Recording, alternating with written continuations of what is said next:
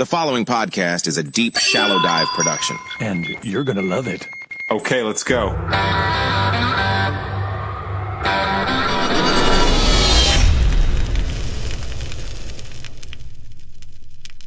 All right, so I have been trying to find people to come on and talk about food. And what's awesome is my man, Bryan Lay, is here from Mendocino Food Consulting, and I'm going to have him talk all about that.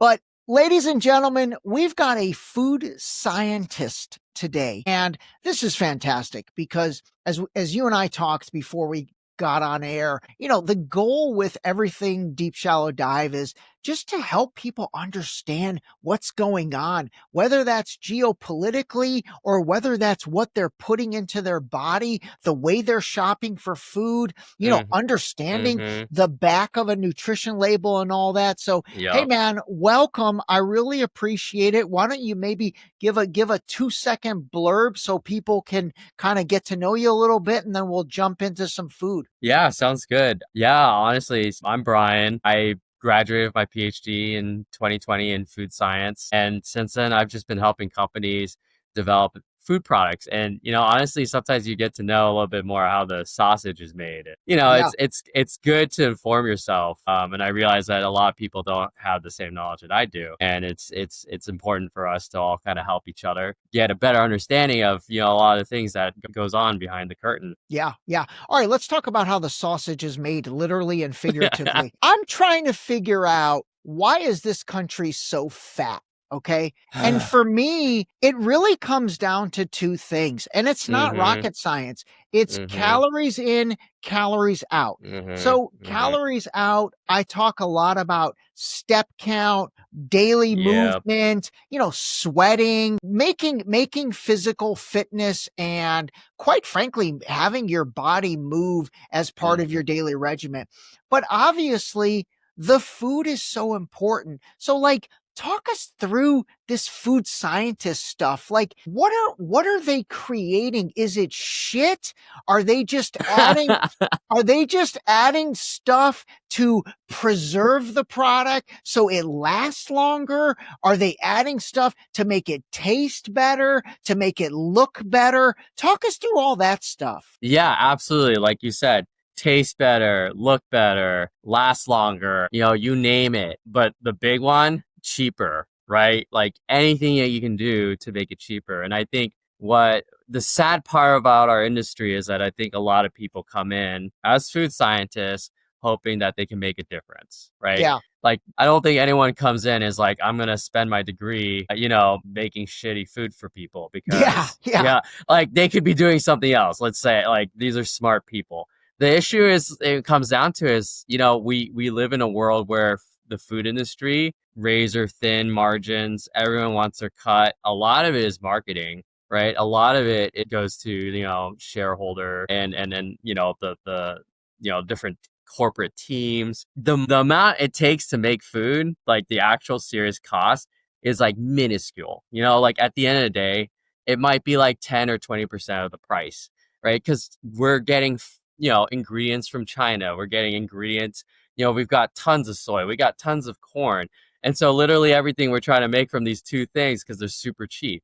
And it's like at some point, you're going to run out of nutrients because you're like exhausting all these crops. Like they need rest, they need minerals, they need, and there's these really interesting studies I read in The Economist maybe a couple of years ago. It's just like the soil is like nothing now. Like all those nutrients are gone because you mean it's depleted. The soil is depleted. Okay. Completely depleted. Yeah. Where did it go? It went into, 20, 30, 50 years of continuous industrial crop production. So, okay. You know what I mean? And are when you talk about like ingredients being from China, I know India, I think is a big country that makes ingredients. Are we really getting most of our stuff from there? And is it because the United States soil is depleted, or the United States farmers are getting just railroaded? Like why is it? It's just cheaper? It's so crazy. We have a crazy food system. Basically, we take the corn and soy that we produce here, we ship it out to China. They feed it to their animals. because it's cheaper to make it here and ship it out, right? That's For whatever wild. crazy reason. And then they ship over, the finished goods. And it's like, yeah, because labor's cheaper, right? Like you don't want to produce stuff here in the US. You might want to produce it in Mexico. You want to be able to produce it you want to produce it where, you're not paying, American wages to produce, because it cuts into the bottom line. And it's really this unfortunate system where, China doesn't barely has any regulations in terms of, sustainability or metal poisoning and that sort of thing. And you start to see it. You start to see it creeping in. You see sort of ingredients that come up from, South America, and, they have lead to up the wazoo, and then they have to do a recall, but no one knows why or where it came from. It's like in the cinnamon of all places. But it's like, yeah, because these countries don't have the same rigor of testing as you would have in a Western country. And so fundamentally, all of these issues with, I guess, the unfortunate way of this food getting made, it comes down to profit, right? It comes down to the financial aspect. Man, that is so sad, because honestly, I think that is absolutely what is causing this epidemic of obesity and people, you combine shitty food with lack of movement, and that's a recipe for disaster. Let me ask you about a couple things in particular. Yeah. Aspartame and I'm forgetting. Hold on, actually. You know what's funny? I drink these like sucralose. Yeah, and listen, and I'm not perfect. Okay, so let's talk about aspartame.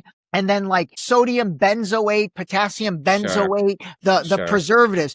Are these awful for us, or what are these things? I have mixed feelings about them, because at the end of the day, as a food scientist, I know that there's decades of research on them in terms of their impact on humans, and they've been shown to not really have much of a problem. As far as pure dosage wise, they're not going to kill you, right? That's fine. The issue is it's a preservative. So what does that mean? That means that it kills microorganisms. What does that mean? Well, your gut has microorganisms. And so there's these interesting studies that show long-term effects. You have to have a certain amount in the foods to make sure that it doesn't poison you, right? You don't want food poisoning. But on the other hand, is your gut microbiome is really sensitive, right? These microorganisms that live in your stomach have evolved with you. Yeah. And now we're just trashing them, essentially. And so I wonder, what does that mean in 100 years, 200 years? I'm not thinking a couple decades. I don't think we've even studied it that far. But we're constantly changing, evolving, and we think that, all these things that we put in our bodies is static. It's static matter, but it's not. You can get severe inflammation. Chronic inflammation. Chronic inflammation. I want to talk. You just said something that was honestly such a light bulb for me. So I understand the sodium benzoate, potassium sorbate, they're preservatives. I understand that they kill the microorganisms so the food doesn't spoil or the drink doesn't spoil. So they have a longer shelf life. They can live on the shelf longer and they can sell. I never pieced it together. And then you said, hey, those have been studied. They're not that bad. It's not going to kill you in those doses. Totally get that and totally agree with that. And my thought process on them honestly stopped there. I never took it to that next phase of, now that I'm taking that into my body, it's not going to kill me, but it's intended to kill microorganisms. So it's messing with my gut and my microbiome. Maybe that's the problem. Maybe that is the long-term issues of all of these preservatives that, quite frankly, is not a direct line correlation. Wow, that's pretty wild, dude. That's pretty wild. Okay, that's amazing. Or things when you see sugar-free stuff, obviously they've removed the sugar, or fat-free. They've removed the fat-free. I think I understand a little bit better, because when I turn around and look at the label, yes, there's no fat, but there's a ton of sugar in there. Yeah, you got to put something, right? You got to put something for the taste, right? Is that for the taste? It's for the taste. It's like can't be made of air, right? You got to have like something to bulk it up, and sugar is dirt cheap, my friend. You know, it's so cheap. And so it's funny because you take the fat out. Fat's actually it costs a lot on the market. Like if you think in terms of like seed oils and that sort of thing, or coconut oil, they're expensive. Yeah. But sugar, you can bulk things up like nobody's business to do that. That's amazing. That's amazing. Okay. Well, give us a couple, like, are there any real red flags people should look for? And then do you turn everything around and do you look at the nutrition facts, the supplement facts? Are there any ingredients that we really need to not try to put into our body? Yeah, that's a really interesting point. You know, honestly, I would say number one, and this is part of my own personal journey of learning a little bit more of like what's impacted me and so on and so forth. Like sugar seems to be the number one enemy because you know what happens is again, we'll go back to the gut microbiome. Sugar, every species of microorganism will eat sugar, all of them. Yeah, the bad ones, the good ones. Yeah. And the more you're feeding the bad ones, the more they have a foothold. And, you know, 10 years down the line, 20 years down the line, you get all this inflammation.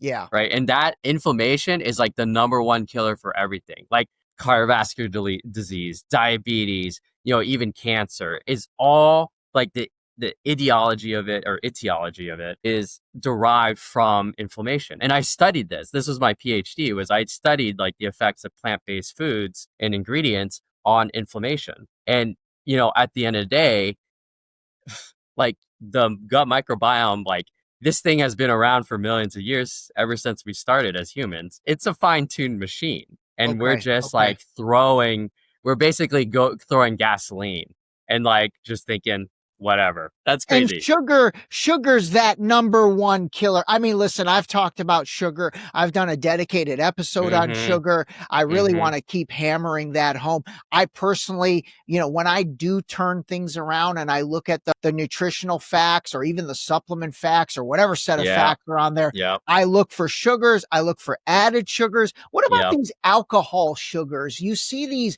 alcohol sugars in gum and other shit. What is that? You know, it's stuff that your body doesn't know how to deal with, right? Like the idea is like chemically, you know, we have enzymes that are working day and night trying to break down everything that we eat. It stares at sugar alcohols. It's like, what the F is this, right? And then it goes straight into your colon, and all of the microorganisms in the colon are like, hell yeah. So, you know, you get, you know, if you eat too much of them, you know, you get diarrhea, you get like flatulence. It's like, you know, but same problem, long term, question mark.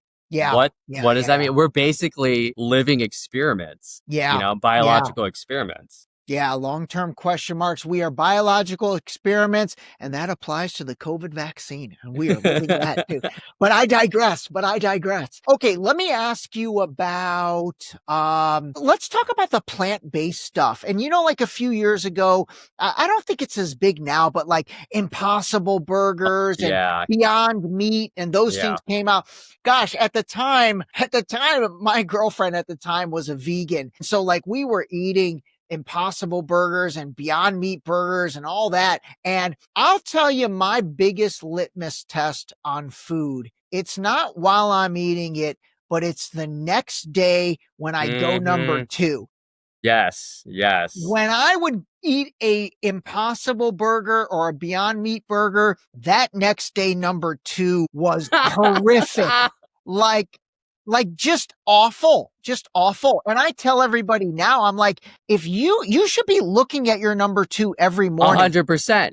100%. I think we should be doing that as like a species. Like that's what we should. I think the Japanese have it down. I think they like are all about it. They have all. Are they? Terms they do that? Yeah, I think so. And it's just, you kind of wonder like, that's the end of all your food. Like, and if it's coming out funny, it's in there funny. And if it's, you know, if it smells horrible, then that's not good. It's not good.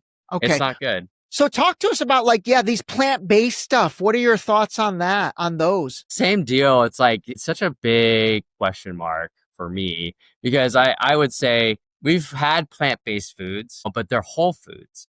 or they're like minimally processed, like tofu. Like you need couple little steps to get there. But like we've been eating that for a while. There's a lot of these foods that we've been eating for a while. And I think what we're missing in our culture, in the Western cuisine of at least America, is like some underlying guide to eat. And not just like nutrition, not just like health, not just like, but more like a philosophy, right? And like you have the Nordic countries, they have a philosophy on food, and the Japanese cuisine has a philosophy on food.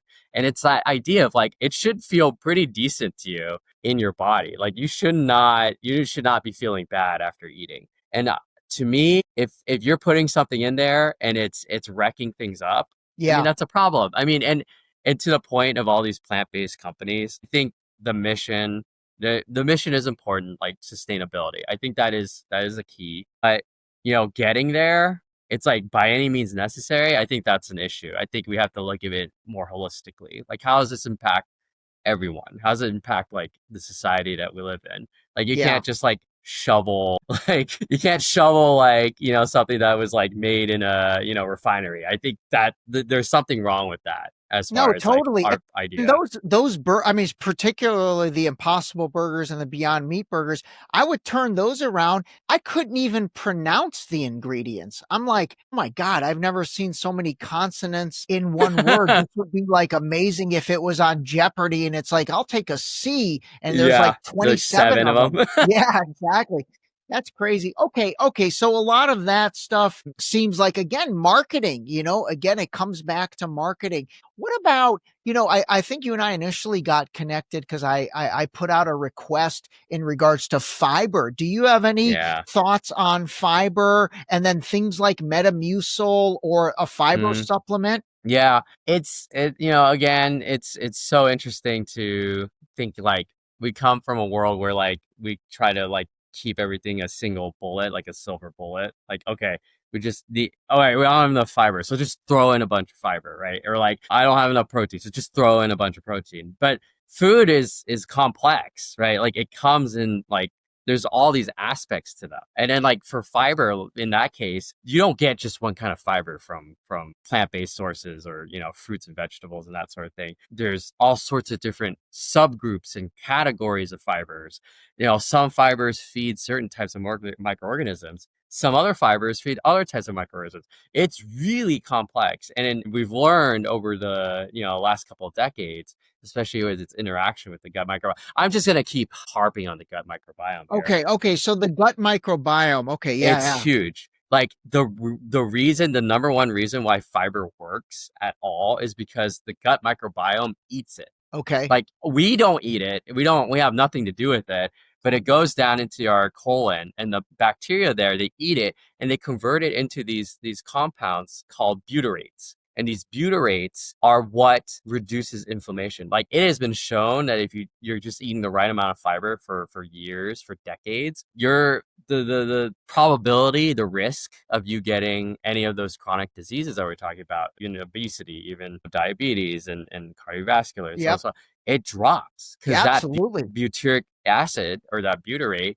is protective. And you gotta feed them. And it's minimizing any inflammation. And that inflammation is not allowing an acidic atmosphere inside your body. No, I believe in all that, man. I really do. I believe in, the cancer and all of those cells. And by the way, what feeds them the most is that sugar we talked about, right? Yeah, exactly. Oh, dude, it's like a wicked cycle, man. It's a wicked cycle. What are your thoughts on this Make America Healthy Again? Like when Robert F. Kennedy Jr. kind of, planted his flag in the Trump universe, and, they made all this big noise about making America healthy again, which I think a lot of it was meant toward vaccines. I mean, if you feel comfortable talking about vaccines, we can. If not, on the food side, I mean, what do you think? Like, are they doing anything? Like, what is this? I question a lot. I think obviously they have to sort of run a fine line between like banning things outright and then catering to the food industry. Food industry is huge. I mean, especially if we talk about like just animal protein in general, animal agriculture, huge. But I think if there was 3 ways, and I'm not a nutritionist, I'm not a doctor, I'm just talking like as a person. Maybe I've studied a little bit, right? I've got my PhD. That to me that doesn't mean as much as it maybe used to. But in any case, it's the sugar again with that, combining sugar with higher fiber, lower sugar, higher fiber, higher protein, and then just the movement, right? Like, okay. Yeah. get it going, get it. Like, we are, as a species, we're designed. We're probably moving around like 8 to 12 hours a day, all the time for like hundreds of generations. Like, that's got to do something to us. Absolutely. And now we just sit around like watching TV and like eating mindlessly, right? Absolutely. And so I question, like, are they just trying to get the like lowest hanging fruit? Like, oh, let's like deal with these artificial colors, because like as far as cost go, it's very minimal. It makes up like 0.005% of the composition. But if you go, hey, let's put a cap on sugar, or let's, maybe we need to like increase fiber or protein in the American diet. Now you're talking about like hundreds of millions of tons of material. Okay. You see what I mean? Do you understand what I'm trying to get at? I see what you're trying to get at. Yeah. So instead, let's focus on red dye number 6. That's like 0.1% of the overall cost. And quite frankly, who gives a shit? But exactly. All of a sudden, hey, look, everybody, we've banned red dye number 6, which I think that literally was the one they banned. I think it was. Yeah, it was either that or red dye number 3, but exactly. all sorts of ones. And then here's what's funny about that. They banned that same exact ingredient in cosmetics 30 years ago. But for the past 30 years, they've been okay with us consuming it. You know what, man? You just hit on something incredibly poignant. And that is these stupid little wins, red dye number 3, red dye number 6, who cares? Let's talk about sugar. But now all of a sudden, sugar is a $400 million a year industry. Yeah, dude. They're not going after that. No, why would they? Why would you know how much flack they would get? Yeah. Everything would have to be reformulated. Everything. Yeah. Okay. Let me ask you this. I have a love-hate relationship with protein bars. And I'm a big protein guy. Like, I'm all about protein. I honestly try to eat very minimal carbs. I just feel better when I don't eat the simple carbs, for sure. But even like I'm not a big pasta guy. I don't really eat anything white. I don't eat baked potatoes. I don't eat pasta. I don't eat rice and all that. But I have this love-hate relationship with protein bars, because I'm thinking to myself, okay, I want that protein. Yeah. But I feel like that protein is not the same protein as when I eat a piece of chicken or a piece of meat. Are they? Oh, no, it's totally different. That protein has to go through so many processes to get where it's, it's got to be extracted. It's got to be like filtered. It's got to be acidified and then reacidified and blah, blah, blah, blah, blah. There's so many steps. It boggles the mind how you get to end up with what you get at the end of the day. And honestly, same deal. I've got the same deal where I have a love-hate relationship. I like to think like, all right, I've got my protein in, but there is fundamentally, I feel a difference when I'm eating chicken, right? Or if I'm eating, meat, because that's what we've been running on, right? Like, human evolution, and the reason why we're here today is because we learned how to take meat and throw it on a fire. Right? Like, simple stuff. And like, our bodies have just adapted like all those generations to get there. And it's like, now suddenly we're throwing something we've never seen before. Yeah. I mean, who knows what's going on? No, totally. Like, when I have those protein bars, I just don't think they're doing what I think they're doing. And that is, this is building my muscles, because supposedly protein builds muscles. I just don't think they're doing that. Or even protein supplements. When I scoop a powder of the protein supplement, I just don't think it's doing. I will say the fiber supplements, I've talked about this a few times now, and I've added that to kind of my daily life. Yeah. I do notice a difference in my number 2s that next day. There's much more bulk in that number 2. Right. After I go, I honestly feel great. I feel like I've emptied my bowels like incredibly. And I love that feeling. But with those protein bars, I don't feel anything with those or the protein powder. I'm gonna stop wasting my money on that. That's funny. What about No, Go ahead. Good. I was just gonna say to your point of the fibers, doesn't take very much to make them. Okay. There we go. Comes back to that. What about hydration? What are is it just water? Is it tea? And feel free to give us kind of your own personal routine. Like if there's any real foods you like and that you incorporate on a daily basis, I'd love to hear those. Yeah, absolutely. I used to be a big runner. Right. I spent a lot of my early teens and in my 20s, like, doing half marathons and that sort of thing. So I was always big on water, but it's interesting. Now that I'm in my 30s, what I crave more is like a sensation of like I'm drinking something a little bit more than just water. Now I still drink a ton of water, but I kind of force myself to. But I really like Olipop, and this is not a sponsored.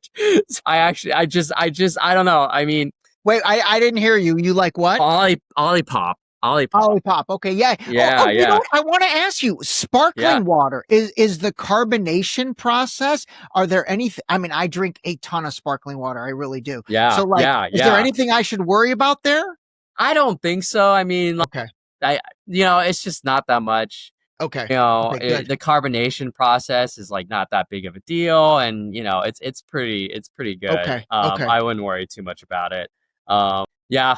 I mean, I used to drink a lot of soda, unfortunately, and I cut that out in my early 20s, and I had to replace it with something, and they didn't come out with Olipop until much later in my life. Yeah. So now that it's here, that's what I drink. Like, the fiber is cool, but I don't drink it necessarily for the fiber. I think it just helps me kind of get some more fluid into my body, and I think having something flavored is totally understandable. I drink a lot of tea. Okay. I love tea. That's my go-to. Like black tea, green tea, or whatever the whole tea. shebang. Okay. Yeah, if I'm feeling adventurous, I'll do pu'er, right? And then if I'm, sometimes I'll do a matcha if I'm feeling fancy. Yeah. Right? Then there's these really great green teas from Japan that, you can really feel like, wow, there was like care made into them. These like sort of ceremonial grade green teas. And it's wild to me. Like they know tea, right? That's how I feel. What's your background? I'm so bad at guessing Asian. I'm Vietnamese. You're Vietnamese. Okay, got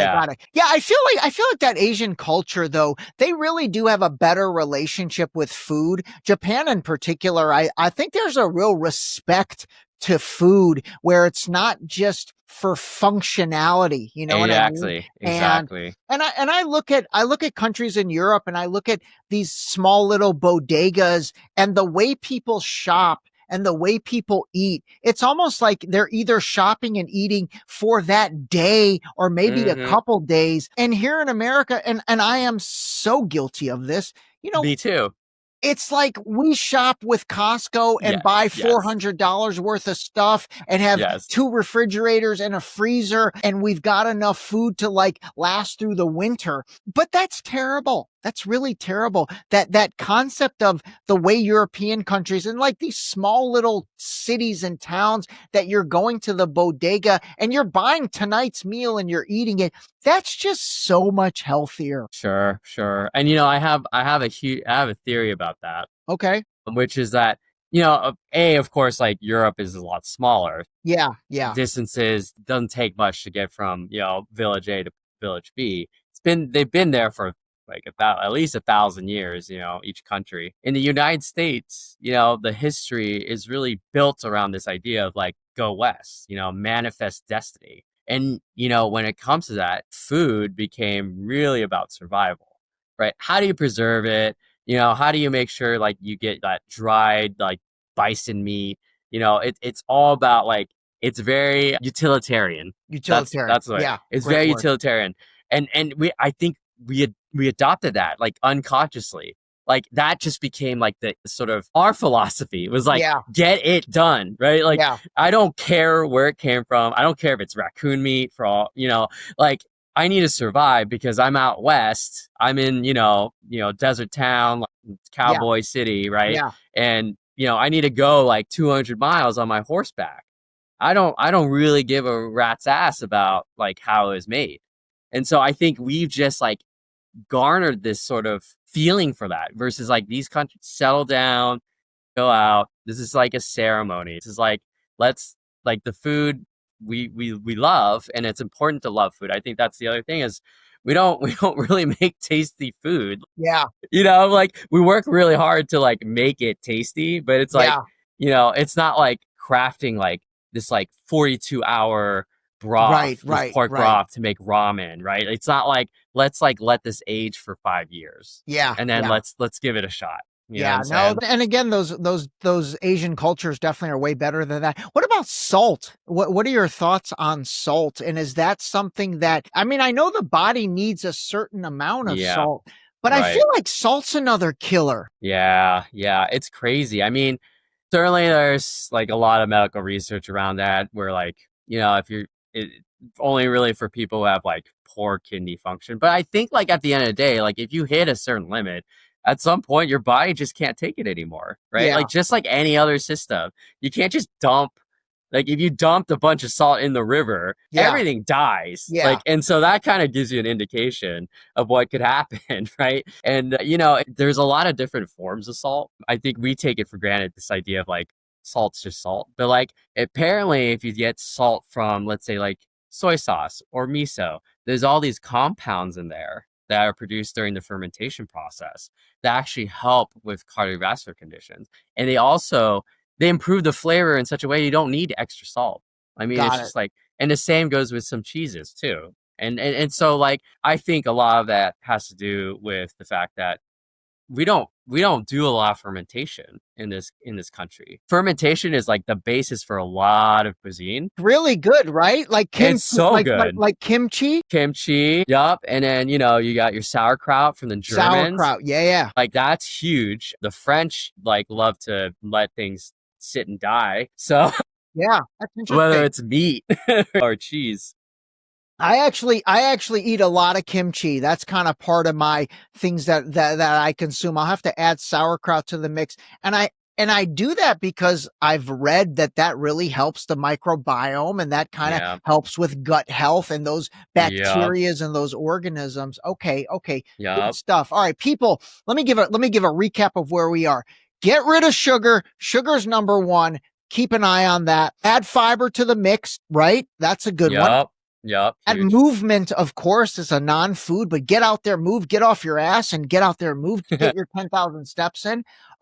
Fermented foods. You're a fan of fermented foods. Huge there we fan. go. And then you don't have a particular, like you're not vegetarian, vegan, Mediterranean. Do you have any real quote unquote diet you subscribe to? Like I used to be really, I used to like have like these really big focus, like obsessions with certain types of eating. And I found that, what happens is, I don't know if this is true for everyone else, but I got stressed out, right? It just became like another thing on my list, right? It just occupied my mind too much. Okay. And at some point I was just, I said, you know what, let's see if there's anything I ascribe to. It's like, how do I feel? Like, let me just sit down. I do a lot of meditation. Like that's my go-to to sort of get my worldview kind of, settled down. And after I eat, I'll meditate. Really? And I'll just be like, And it took, the only reason I did this is because I walked from California to Louisiana when I was 22. Wait, you walked from California I walked to Louisiana? Yeah. What are you, Forrest Gump? What was that about? Yeah. So my dad died of a stroke. Oh my gosh. Yeah. In college, it shook me because I was like, because he was a doctor. He was 62. He was a doctor. And I was like, no shit. Like you can know all this stuff about how the body works. Yeah. But you can't save yourself from... What happened? What caused him to pass at so early? It's crazy. I mean, I don't know. We don't know. We really don't know. I think, the doctors told us, he had like thin blood vessels, but I was like, dude, did he have a heart? Was it heart related? Did he have a heart attack? It's just like something burst in his head, in his brain. Okay. Yeah, an aneurysm, and then just like, and then he fell down the stairs, and then that was it, man. It's like, so anything can happen. Yeah. Right. Yeah. So that told me like, hey, I gotta do something. I've been sitting on my butt for 4 years, in college. Yeah. And so I said, so when I graduated, I was able to speak in front of my department. So I studied chemistry. And so my big thing was like, yeah, my dad died. I'm going to walk now. Like, sayonara. Wow. Were you doing it to kind of like, I don't know, honor him or bring awareness to something? Definitely to honor him for sure. Because he actually spent a lot of his life like partially paralyzed. So he didn't get to do all the things he wanted to do. Okay. He was a big traveler, right? When before I was born. So I took it upon myself to say, like, I might as well. I've been thinking about this for a while. I want to see the country. I want to meet people. I got to get out of my books. You know what I'm saying? And I did that. And one of the really interesting things during that time was anytime I ate like crap, I could only walk like 5 miles. Like my legs couldn't do it. Anytime I ate really good, I was going 20, 30 miles. Easy. Interesting. It was such a stark difference. And I just thought to myself, there's no way in hell that it's just the food does something to you. Absolutely. And it's hard to notice when you're just sitting. Okay. That's the thing. That's very interesting. So when was this? When did you do this walk? Yeah, so this was in 2012. Wow. Okay. So did you document this on social media and like were you showing your thing? And then how do you even do that? Like, did you go through neighborhoods? Did you go on the highway? Just straight to the desert. I mean, I was following a couple highways here and there, and then Texas. So I was just like took a right, and I got through like some of these really amazing small towns like Marfa. If you ever look up Marfa, Texas, it's this like Never even heard of it. Commune, like that's like in the middle of the desert, and so you get to see parts of the world that you never even think about when you're in the car. And I think that was my new worldview, was like what I see in the car is nothing like it would be on the ground with boots on the ground. So how many hours a day were you walking? I think it was like I'd cap out at 8. Okay. And then, I'd need to just like, I decided like I didn't want to do 12. I think some people can like hustle pretty fast, but I think that was ruining my muscles. I'd do like, I'd wake up, I'd eat my breakfast of like, like 2 pounds of oatmeal, right? Like you gotta like, that's the thing. I was shoveling like 3,000, 4,000 calories and I was still losing weight. It was so crazy. Like I just couldn't, I could not put on pounds, my friend. Okay, actually, that shows the power of walking. It does. I've talked a lot about walking, a lot about steps. I mean, I wear a Fitbit and an Apple Watch because I have trust issues. But like, that's amazing, man. Oh my God! And then what would you do? Just sleep in hotels every night? Like I slept on the side of the road. And then the other thing. No, and then here you think this is the crazier thing. I didn't bring any money. So I had this whole philosophy, right? No, so there's there's a bunch of these monks in Buddhism that their whole thing was like they would only walk as long as like the world provided. And so I took on the same philosophy and I was like, let's see, it's my experiment. I'm a scientist, right? Like this is my experiment. And so I just was like, let's see what happens. And the craziest thing was that people would stop their car, they'd say hi to me, ask me what I was doing, and then they'd give me a 20. I didn't even ask. I literally was not asking for money. I never asked for money. Insane. But it was the craziest thing. People would, or I'd meet people in towns, in small towns, and they would be like, hey, do you need a hotel? Sure. Like, let me get you one down the road. Or they would invite me into their house. We'd have a meal, Are you serious? I'm serious. I'm dead serious. Like, I'm not, to me, it was a light at the end of that tunnel of like, there's hope in this country. Like, yeah. We are brainwashed. I hate to say it, but like the idea that like we live in a world where we have enemies. Yeah.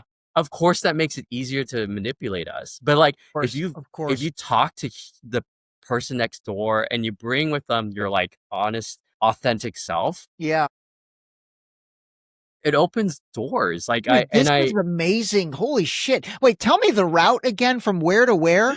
So I went to college at UC Irvine. Okay. University of California, Irvine. There's a dormitory complex called Middle Earth. I started at the Shire, and that's where I used to hang out there with all my good friends. And then I walked, through California to the east side into Arizona, a little bit of New Mexico, that little panhandle, all the way through Texas. That is a huge state. That was like 3 months of my walk, right? Yeah. Like it's like 880 miles. It's crazy. And then I ended up in Louisiana, in New Orleans. Okay. And that's the city that my dad came when he first moved here to the United States. My God, that's amazing. So what was the total mileage? Do you remember? It was 2,000. So Okay. I took some detours. Like if you go straight on the 10, it's like 1,900. But like, okay, so 2,000 miles. How long was the whole process?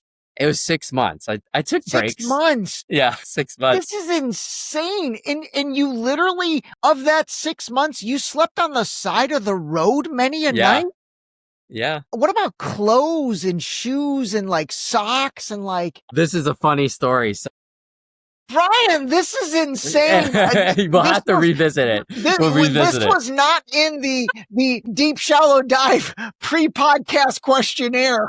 We went from shallow to deep, you know what I'm saying? Yeah, dude. And it is definitely a dive. This is insane. Oh, shoot. Yeah. No, I mean, honestly, I thrifted most of my clothes, right? Like, you get like a shirt for $1. I mean, it's really not. So you had some money with you. No, that was just the money that people gave That's the money people gave you. Yeah. Dude. Was there any days you didn't eat? No. Because you didn't have... No. If for some reason people would like, again, stop and give me like lunches, they give me food. I got a lot of sandwiches, man. Like I really appreciated those people. This is incredible. And then did you document this with your phone or anything like that? Is there did you turn it into a documentary or anything like that? I have like a little post somewhere on like, there's an old website called Instructables, which is all about like do it yourself stuff, and I can send that to you as a link. But I honestly, I did a little bit of blogging, but my whole point was like no phone, no music, no distractions. It was like I'm 100% in it. I have to do this 8 hours a day and like just live with my you thoughts. Weren't even listening to anything? Nope, it was just me. Dude, this is insane. Oh my God. What about your mom or siblings? Were they like, what are you doing? Oh, my mom tried to bribe me. She was like, can you not do this? Like, I will give you money to like backpack Europe or something like more conventional, right? And she kept doing it the first couple months. So she was like, I'll get you a bus ticket and you can come home. I was like, no, I've come to the point where I've hit rock bottom.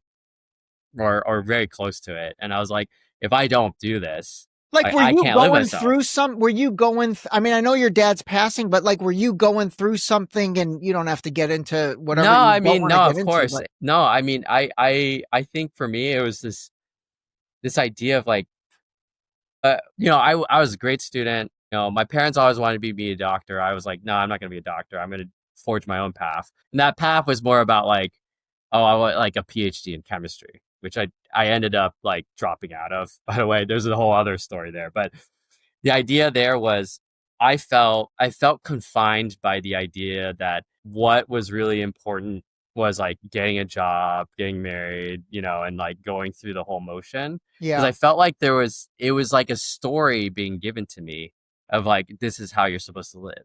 And so when my dad died, I ended up going to Burning Man twice. Okay. Before he died and after he died. And those two experiences taught me like there's a lot more going on in the world and you got to disconnect from it. Okay. Right. That's the thing. Like we're so plugged into like the stories and the voices and the ideas that, whether it's like you said, geopolitical or economic, and it's to make you afraid. Like I realized this. I lived in fear, whether that was like true fear of like death, or it was like a simulated fear, like, oh, I'm gonna lose all my money if I'm not good enough, or the economy's shit, so like nothing can work out. And I told myself like, there's got to be a way to break out of that, and that to me was like the first step. Yeah. Ironically, right? Like it was just like, you know what? F it. I'm going to walk. I'm going to see. And in my head, I was like, my God, people are genuinely good. That's amazing. Genuinely good. Yeah, that was that's what I took out of it. amazing. I Yeah. mean, to get the win of humanity is generally good, that's incredible. That's incredible. Yeah. So Yeah. when you got to New Orleans, you didn't walk back, did you? You ended up No. flying. No, I'd saved enough to get a flight back. This is amazing. Freaking, I did not know Forrest Gump was coming on the podcast today. This is incredible. Wow, we took a left at Albuquerque, pun intended there. Exactly. Let me ask you this. Yeah. We've gone in a different direction, but I love it. I'm going to bring it back to food in a second. But like, have you ever tried like ayahuasca or some of those psilocybin, some like mushroom? Psilocybin. Yeah, definitely. Yeah. So I'm sure, like, if I say this on the podcast, I'm sure it'll be fine. But when I was living in Washington, I learned how to grow them. Wow. But I did take LSD while I was at Burning Man. That sort of helped catalyze that, be able to, approach that walk from a more courageous. What obviously I've heard LSD. I don't even know what that really is. Is it a liquid? Is it a powder? Dude, it's like nothing. It's so little. Like, yeah, they literally have to like put it on a stamp in order to like actually measure it out, because it's like micrograms are enough to cause hallucination. Yeah. So yeah, I mean, I can tell you did LSD at Burning Man. Okay, there was obviously so many visual stimulations at Burning Man from what I've seen. I've never been. I mean, what did you feel? So the craziest thing, and I was not anticipating this, because it was in the middle of like some rave party.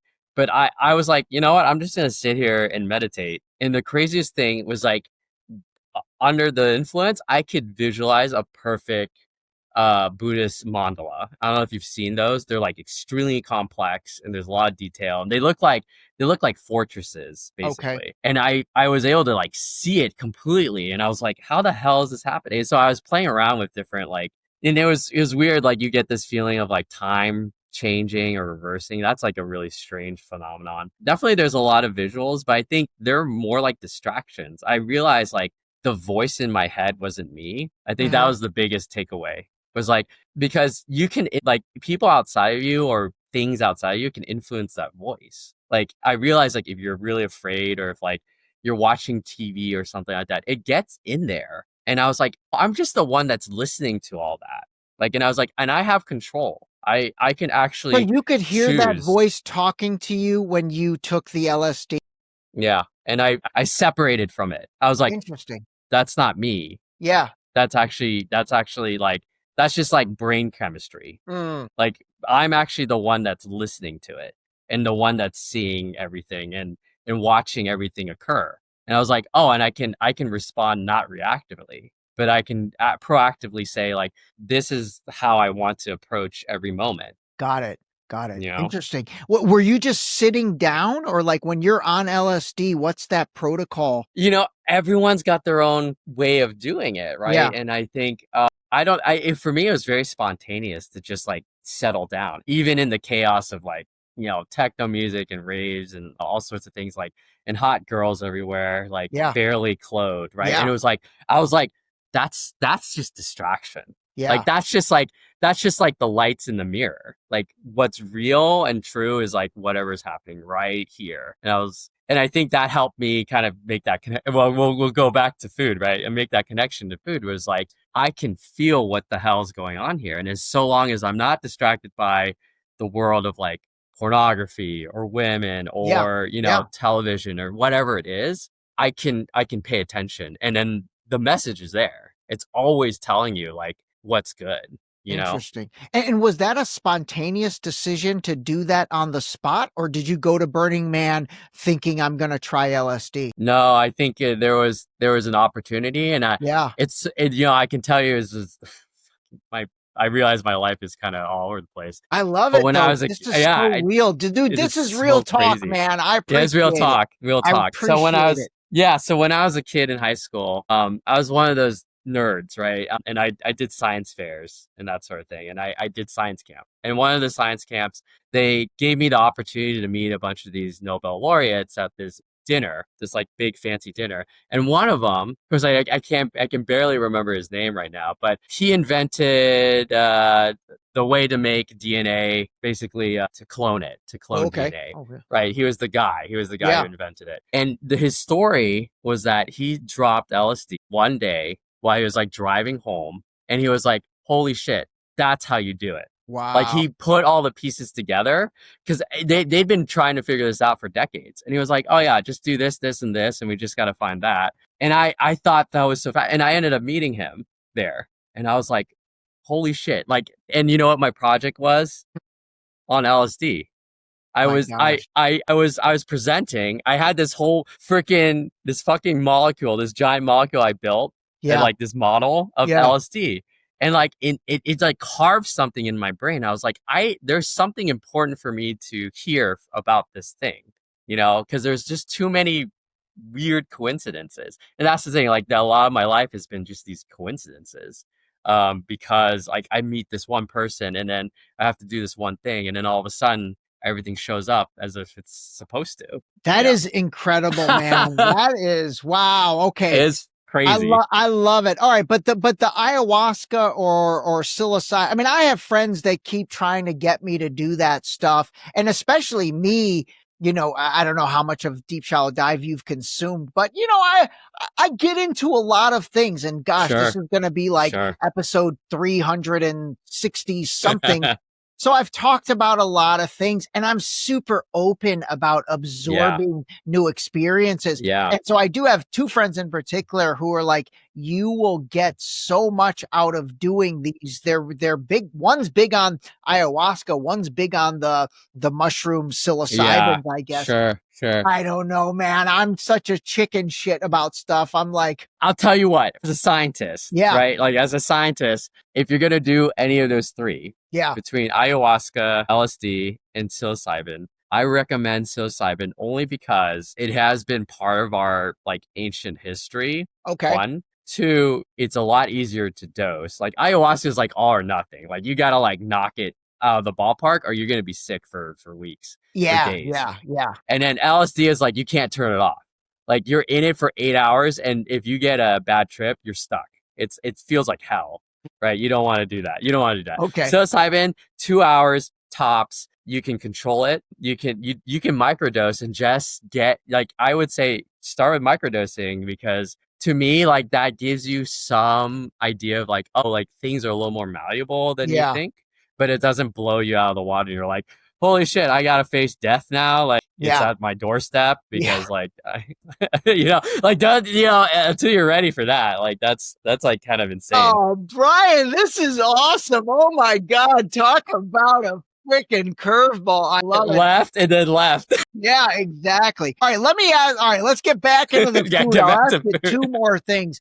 What are your thoughts? This is so funny. I'm going to jump from this to what are your thoughts on like beef jerky and cured meats? Talk about a topic change. We went from LSD. I think I'm the first podcaster to go from LSD to beef jerky and cured meats. Yep. And it all makes sense. It's under the theme. I love it. I would say, those are really tricky because I'd say those nitrates and nitrites really do mess things up. Yeah. I mean, I think everyone goes both ways. Like, it's the same thing with the sodium benzoate, right? Like, okay, we've got to have them so that the meat doesn't like give you botulism. Like that's horrible. We don't want to kill kids. Like, yeah, of course. Like I think that's bottom line. That's what I think is the perspective in the food industry and especially food scientists. Like we don't want to kill anyone. Okay. Yeah. But is that actually something that is going to serve us long term? I gotcha. Into adulthood. I gotcha. Into old age, right? Okay. And totally I don't think so. Okay. I don't totally think so. Get it. So are a lot of food scientists like maybe torn internally because they get into it thinking I'm going to create these wonderful things that are going to improve humanity. And then fundamentally you start working for a monster company and your whole goal is to drive 6 cents out of the price of the beef jerky. Yeah. Oh, God, man, that's probably tough, right? It's pretty bleak. I mean, for me, I think I'm trying to carve a different path in the industry. right? Okay. And it's really hard. Like, I mean, there's a lot of systems against you. And so I see my colleagues, brilliant people, and they really give a shit. Like, I mean, these are Yeah. not people who you don't go through 10 years. Like, if I didn't give a shit, I would go and be, stockbroker, and I would make my millions and probably like burn myself out to death, right? Like, I can do that. I could probably do that. I have the IQ for it, but I don't want to do that. Like, I want to have meaning. I want to provide meaning. And so for me, I think the bottom line ends up being like, where are all the jobs? And the only people who can provide jobs are the ones that know how to cut the bottom line. Yeah. I mean, yeah. So tell us your business, your food scientist consulting business. Like, give us an average client, like who hires you, and then what do they hire you for? Yeah. So, I mean, my whole thing has always been about, making healthy food. Like, and at least within the parameters that we can in our American food system, do our best. And so a lot of the clients that I see, we do a lot of beverages, like functional beverages, supplements. And we'll do a lot of it is just like tweaking flavors, right? Like, there's foods that already exist, things with like mushroom powder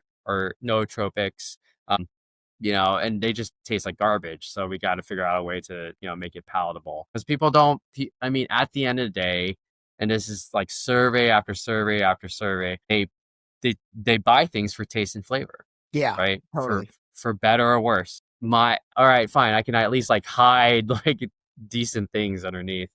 Protein bars, like you're mentioning, protein shakes. We'll do a lot of that. And it's again, you kind of know how the sausage is made on the back end. And it's hard. It's really hard to make a difference and impact. I think there's a lot of spin, there's a lot of marketing, a lot of very powerful forces. Absolutely. Gosh, And then are you getting hired by startups or mid-sized companies or bigger companies? Who's kind of the bread and butter for you? Yeah, definitely startups. I've had a few big companies, but like, they've got a line. Like, I'm not here to work for PepsiCo or okay, got it. or Taco Bell. Like, and I'm sure if I gave it my full shot, I could probably win some client work that way. But I mean, again, like, I've got to live with myself. Yeah.